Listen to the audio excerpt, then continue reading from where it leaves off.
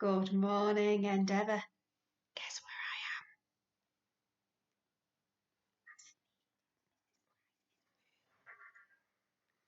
To record our next extract of The Explorer.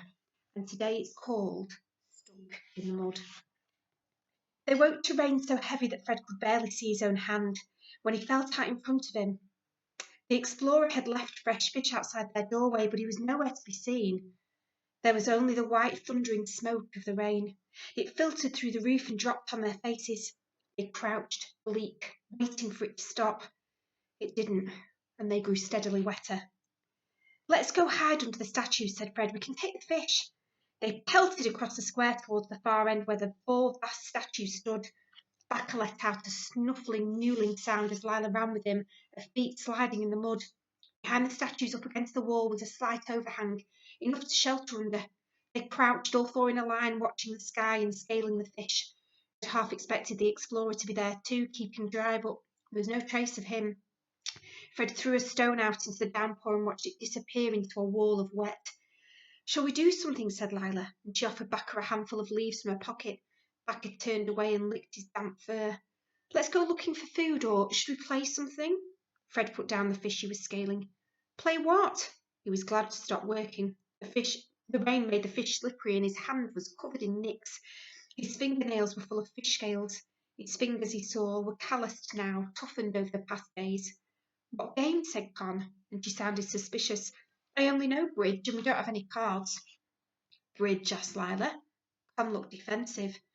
"We didn't play much at school, or at least sometimes the others did, but I'm not usually—" and her voice trailed off. I don't really want to. Aren't games for babies."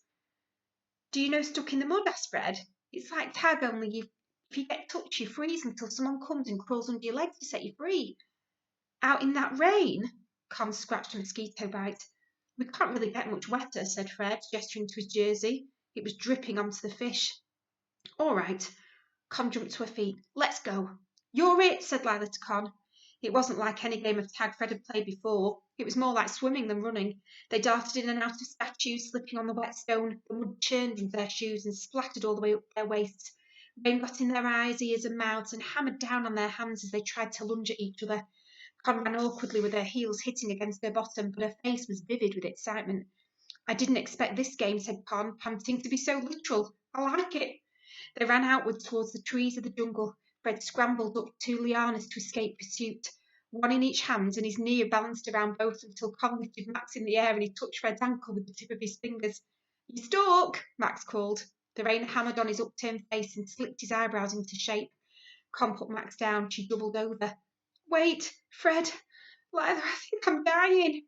"What?" Lila skidded to a halt, throwing up an arc of mud.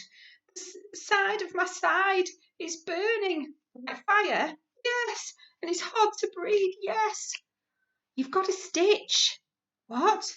How do you not know what a stitch is?" asked Max. "That's so silly." "Shh, Max," said Lila. She turned calm in Con's deep purple blush with a businesslike nod. "It's just what happens when you run. The best thing to do is take a fat branch in each hand and make a really strong fist around them." "Right, thank you." "Does that work?" Fred asked. "I've never heard of that." "Yes, it definitely works." Con ran into the rain to find 2 sticks. Lila whispered, "I don't know, actually. I just made it up. But it might if you believe it, and that counts for something." Con reappeared, clutching a stick in each hand, her face pink with the effort of making a fist, straining as if she was trying to lay an egg. She thumped Fred on the shoulder. "You're it!" If ever there was a chance to play tag in the jungle in a tropical storm, it was a chance worth taking. Years later it would shine for Fred like a gold coin he carried with him. It was the last day of light before their days tore open.